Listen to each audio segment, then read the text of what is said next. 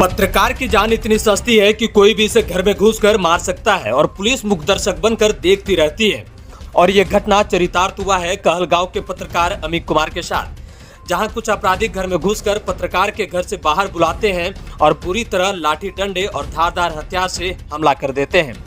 लगभग 15 अपराधियों के बीच अमित कुमार अकेले कब तक सामना कर पाते। अपराधी ने मौका का फायदा उठाते हुए पत्रकार के सर पर धारदार हथियार से वार कर दिए और पत्रकार बेहोश होकर जमीन में गिर गया। बचाने आए पत्रकार की मां और पत्नी को भी अपराधी ने बुरी तरह से पीटा है। आनंद फानन में पत्रकार को ग्रामीणों ने अमित कुमार और इसकी मां को अनुमंडल अस्पताल कहलगांव पहुंचाया, लेकिन पत्रकार की हालत गंभीर होने की वजह से इन्हें भागलपुर के मायागंज बेहतर इलाज के लिए रेफर कर दिया गया।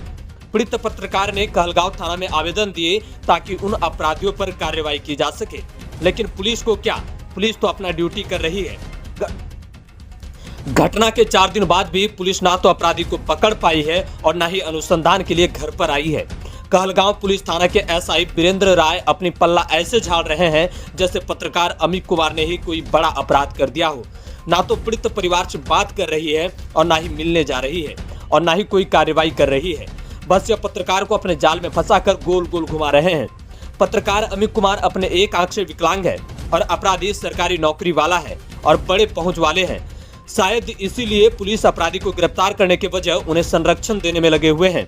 आखिर क्यों कार्रवाई करेंगे पुलिस अपनी मौका देखकर शायद फायदा उठा रहे हैं, क्योंकि पत्रकार अमित कुमार स्थानीय थाना के खिलाफ कई बार खबर दिखा चुके हैं, लेकिन सच्चाई दिखाने से इतनी बड़ी बदला पुलिस लेंगे क्या?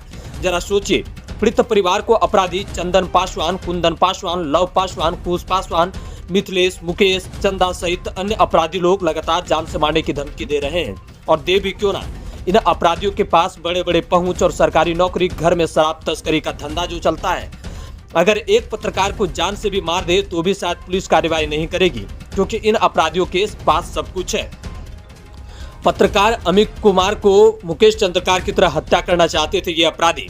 शायद पत्रकार की हत्या से पुलिस को खुशी मिलती होगी, इसलिए अपराध होने के बाद भी अपराधी को गिरफ्तार करने में पुलिस को डर लगती है।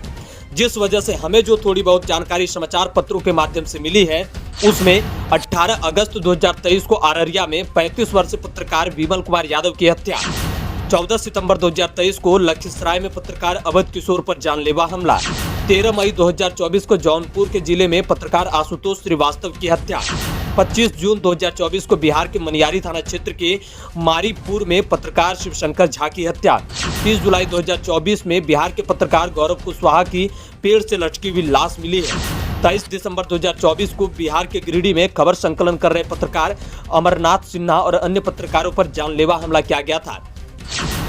28 दिसंबर 2024 को पूर्णिया में पत्रकार नीलावर यादव की हत्या, 9 जुलाई 2023 को पत्रकार साकेत चतुर्वेदी की उनके आवास के पास ही पिटाई कर दी गई, 13 मई 2024 को रायबरेली में अमित शाह की रैली को कवर कर रहे यूट्यूब चैनल मॉलिटिक्स के पत्रकार राघव त्रिवेदी की पिटाई, 30 अक्टूबर 2024 को पत्रकार दिलीप सैनी की हत्या, नवंबर 2024 में हमीरपुर के पत्रकार अमित द्विवेदी और शैलेंद्र मिश्रा को भाजपा के नगर पंचायत अध्यक्ष पवन अनुरागी द्वारा पिटाई, जनवरी 2025 में मथुरा में अस्पताल में हुई बच्ची की मौत का खबर दिखाने पर पत्रकार से मारपीट किया और पैसा को छीन लिया गया।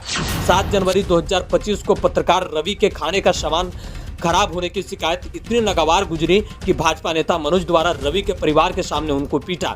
7 जनवरी 2025 को कर्नाटक में दैनिक गदिनाडु मित्रा पत्रिका के संपादिका रजनी जिनेप्पा को टीम के खबर प्रकाशित करने पर चप्पलों से पिटाई कर दी गई।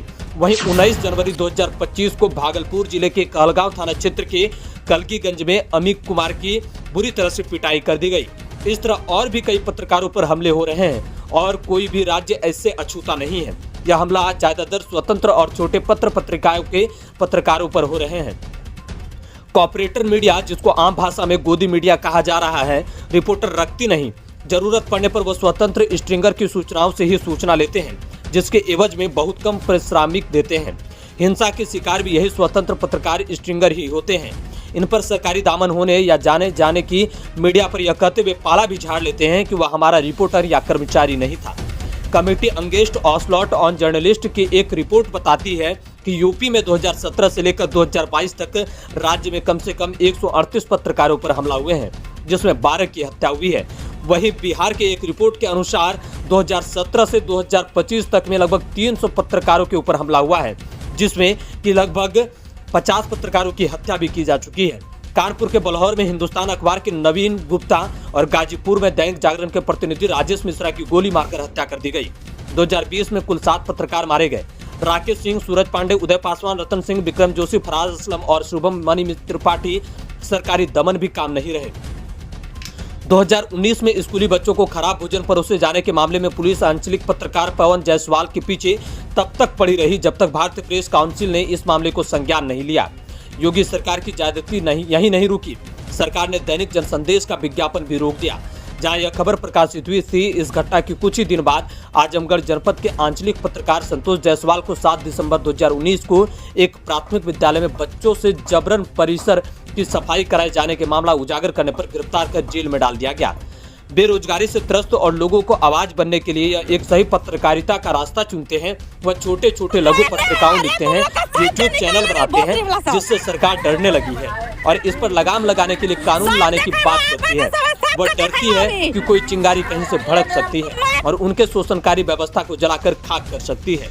इसी डर से सरकार हर शब्द से और उन हर लोगों से डरती है जो सच्चाई का बखान करते हैं।